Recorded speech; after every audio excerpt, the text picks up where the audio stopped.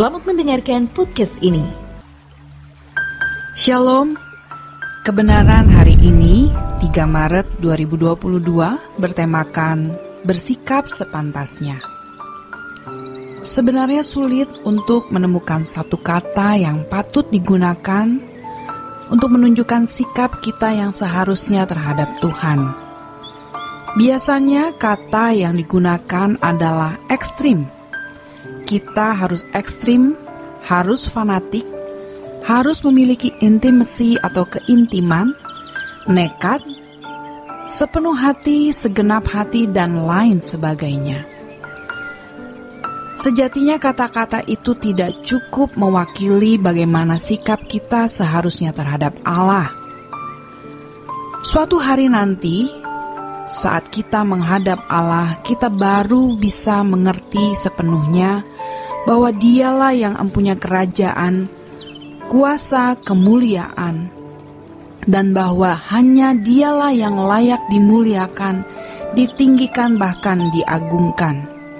Bahwa Dia yang menciptakan segala sesuatu, berhak memiliki segala sesuatu, dan semua yang diciptakan hanya bagi Dia. Dia adalah Allah Israel, Elohim Yahweh, Allah Abraham, Ishak, dan Yakub, Allah dan Bapa Tuhan kita Yesus Kristus, Allah dan Bapa kita semua. Berbahagialah orang-orang yang pada waktu menghadap Allah Bapa telah selesai dengan dirinya sendiri. Artinya, orang yang telah mempersembahkan hidupnya tanpa batas kepada Allah.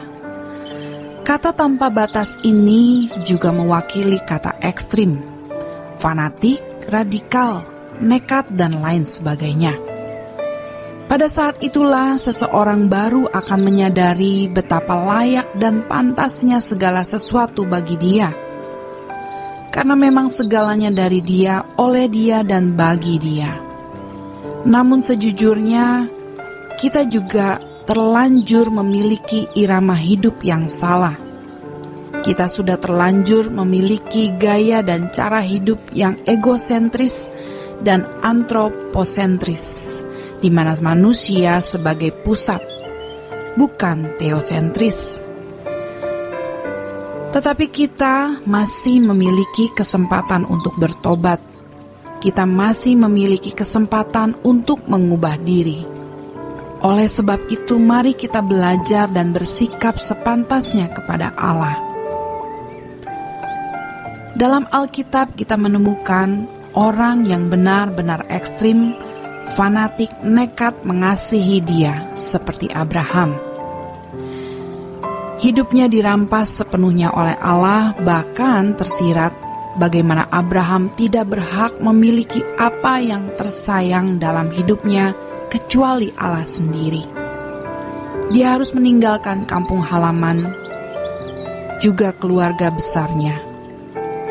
Dia harus keluar dari negerinya, dan dia tidak boleh kembali.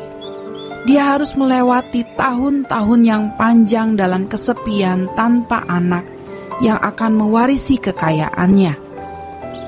Sampai sempat dia menjadi tawar hati dan mau menyerahkan warisannya kepada salah satu hambanya, Eliezer.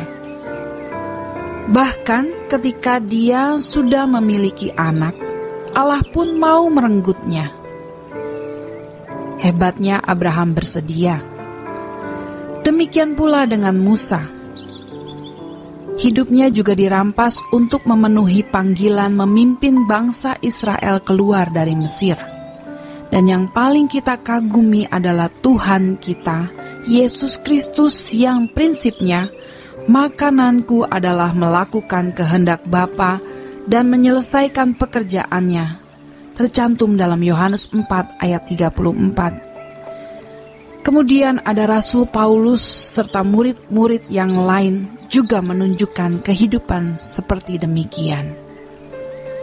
Kata percaya yang ditulis Alkitab untuk orang pada zaman itu terkait dengan perbuatan. Jadi kalau orang Ibrani percaya kepada Tuhan Yesus, berarti nyawa, keluarga, harta, seluruh hidupnya harus dipertaruhkan. Itu tidak sama dengan percaya yang dimiliki orang di abad-abad berikut ketika sudah tidak ada penganiayaan lagi. Sangat jauh berbeda dengan percaya orang pada zaman ini. Para teolog merumuskan kata percaya di atas kertas dan dipahami secara nalar. Hal ini menjerumuskan banyak orang Kristen dalam fantasi berteologi, fantasi berdoktrin, dan berdebat dalam ajaran. Padahal percaya adalah tindakan. Seperti Abraham, tindakan Abrahamlah yang membuat dia disebut sebagai bapa orang percaya. Jadi kalau dikatakan dibenarkan oleh iman, itu berarti dibenarkan oleh tindakan berdasarkan apa yang Allah kehendaki, bukan sekedar perbuatan baik. Untuk bisa mempercayai Yesus sebagai anak Allah itu juga bukan sekedar meyakini dalam pikiran saja. Jika kata percaya tersebut dikenakan pada zaman itu, percaya kepada Tuhan Yesus menjadi konyol di mata manusia di sekitarnya. Anak tukang kayu yang dicap pemberontak oleh Kekaisaran Roma, yang dicap sebagai penghujat Allah oleh juru bicara resmi dari para pemimpin dan pemuka agama, malah dipercayai sebagai anak Allah. Tetapi sejatinya orang yang percaya adalah orang yang beruntung.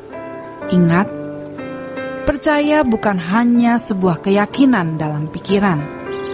Jika kita membaca konteks zaman, maka Alkitab menunjukkan bahwa percaya itu termasuk seluruh tindakan dan perbuatan.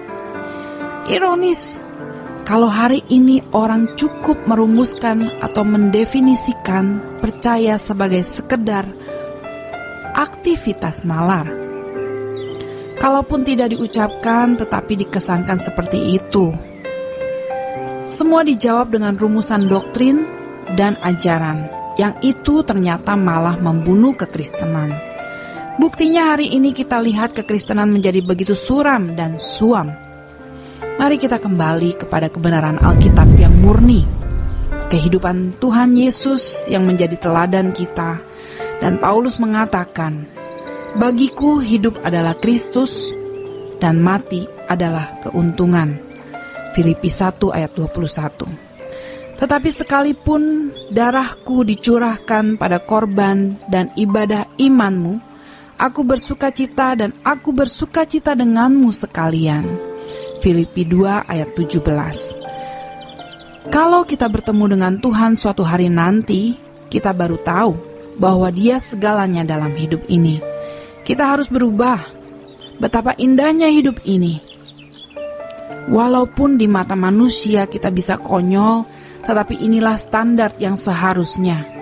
Jangan menunggu nanti di hadapan Allah, baru kita sadar bagaimana sepantasnya kita bersikap kepada Tuhan. Jangan menunggu nanti. Di hadapan Allah, kita baru sadar bagaimana sepantasnya kita bersikap kepada Tuhan. Demikian kebenaran kita hari ini. Tuhan Yesus memberkati. Sola Gracia.